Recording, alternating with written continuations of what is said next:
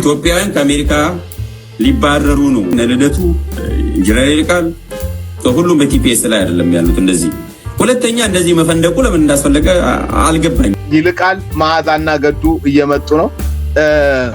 አቶ ልደቱንም ጨምሮ ነው። በነገራችን ላይ በአሜሪካ በጊዜያዊነት የመኖሪያ ፍቃድ የነበራቸው ኢትዮጵያውያን ወደ ሀገራቸው እንደሚመለሱ ተገልጿል። እነዛ እነማንን የሚያካትት ነው?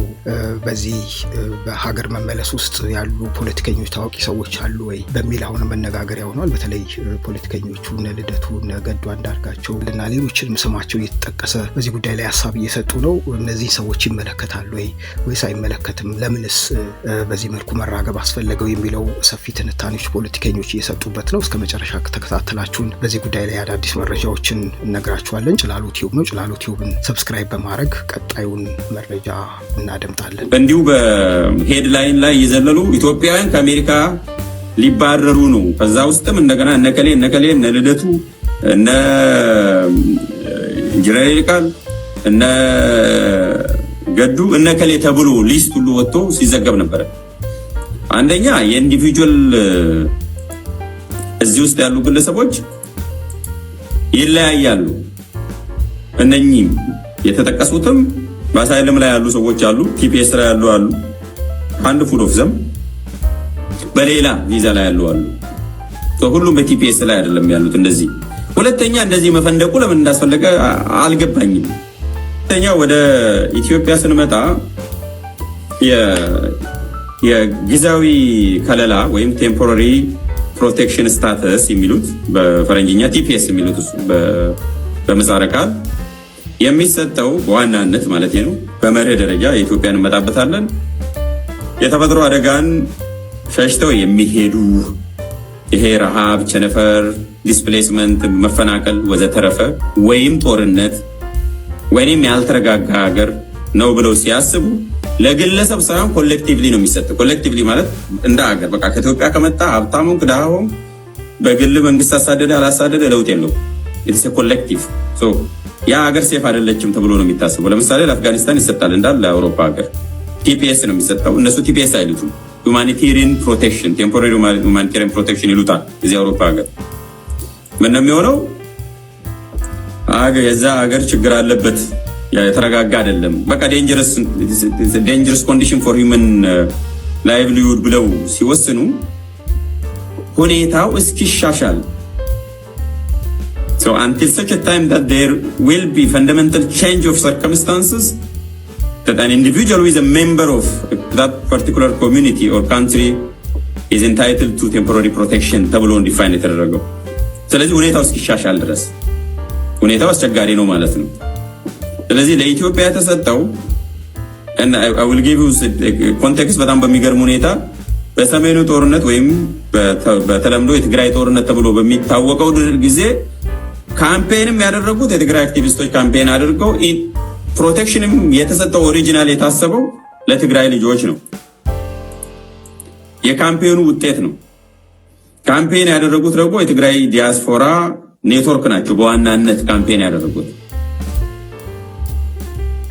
ሶ ኦቶማቲካሊ የሚጠቀሙት ከዛ ቤኔፊት የሚያደርጉት ያው ኢትዮጵያ ማህበረሰብ ናቸው። ሌሎቹም እዛው ነው እድሉን የተጠቀሙት። ግን ካምፔን የሚያደርጉት የታሰበውም የፖሊሲ ቤኔፊሻሪም የነበሩት የትግራይ ልጆች ናቸው። ምክንያቱም አደገኛ ሁኔታ ነው፣ ቤተሰባቸው ማየት አይችሉም፣ የሴኩሪቲ ዲክሎሬሽን አለ። ስለዚህ ቴምፖራሪ ፕሮቴክሽን እንዲሰጥ የሚለው ኦፍ ኮርስ እግረ መንገዱን ለኢትዮጵያውያንም በርካታ ኢትዮጵያውያን እዛው ሄደው የምናውቃቸው ሰዎችም የቀሩ አሉ። ግን የነሱ አድቮኬሲ ውጤት ነው። አሁን ለምንድን ነው የተቀየረው የሚለውም ከፊል መልስም ስለሚሰጥ ነው። ምክንያቱም ኦሮሚያ ላይ ጦርነት አለ፣ አማራ ክልል ጦርነት አለ፣ ትግራይም ቢሆን ሙሉ በሙሉ አልተረጋጋም። ስለዚህ ምን የተቀየረ ነገር ኖሮት ነው ኢትዮጵያ ሁኔታ ተሻሽሏል ብሎ ነው ውሳኔ የወሰኑት? ሪዝን በዛ መልክ ተደራጅቶ የአሜሪካ መንግስት የሚያሳምን እንዲራዘም የሚያሳምን ሰው ስለሌለ ነው። ማሳመን ስላልቻሉ ነው። አድቮኬሲ መስራት ስላልቻሉ ነው። አይናቸው እያየ እያወቁ እየታወቀ ፋክቹዋሊ መሬት ላይ ኢትዮጵያ ላይ የተሻሻለ ነገር የለም። ኢትዮጵያ ትግራይ ብቻ አይደለችም። ኢትዮጵያ አማራ ብቻ አይደለችም። ኢትዮጵያ አዲስ አበባ ብቻ አይደለችም። ኢትዮጵያ ነች።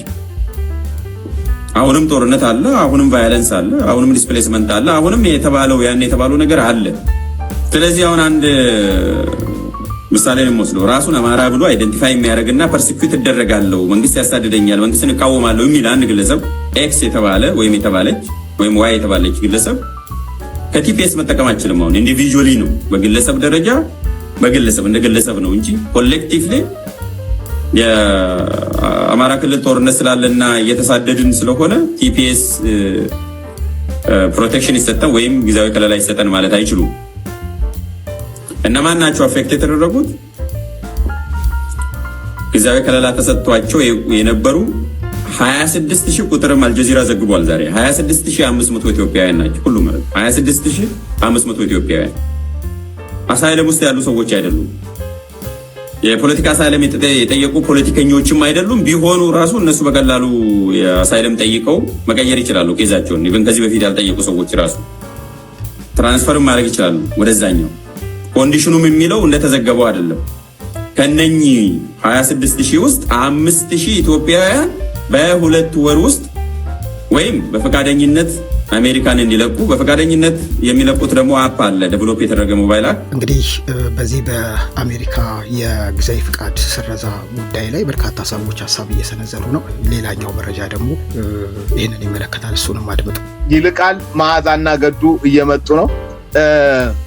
አቶ ልደቱንም ጨምሮ ነው። በነገራችን ላይ እንግዲህ ይመጣሉ ተብሎ የሚጠበቁ ሰዎች በርከት ያሉ ናቸው። በተለይ ታዋቂ ከሚባሉት ግንባር ቀደም ሆነው ፖለቲካው ላይ ደፋ ቀና እያሉ ካሉት ውስጥ የሚመለሱ በርካቶች ናቸው። የአሜሪካን የቅርብ ጊዜ መግለጫ ወይም ደግሞ ማብራሪያ ሰምታችኋል። ከአሜሪካ መንግስት የወጣው ኢትዮጵያ አሁን ያለችበት ሁኔታ እናንተን ለመሸሸግ የሚያበቃ አይደለምና አሁን መሄድ ትችላላችሁ ብሏቸዋል። እና እንግዲህ ከነዚህ ሰዎች መካከል እነማን አሉበት ብለን መዝገቡን ስናገላብጥ በቅርበት ያሉ ወዳጆቻችን እንደጠቆሙን ከሆነ መዓዛ መሐመድ አለችበት፣ ኢንጂነር ይልቃል አሉበት፣ እንዲሁም ደግሞ አቶ ገዱም እዚሁ ውስጥ ይካተታሉ።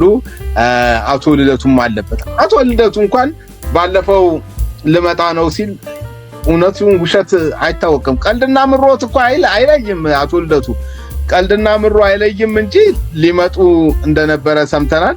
የመምጣት ፍላጎትም አለኝ ብለዋል። ግን እንዴት ይታመናሉ? ልደቱ አሁን በነገራችን ላይ ኢትዮጵያ ውስጥ ያለመታመን ምልክት ልደቱ አያል እና ብዙ አይታመኑ። ጭላሉ ዩቲዩብን ተከታተላችሁ ሰብስክራይብ በማድረግ አሁንም ቤተሰብ ሁኑ።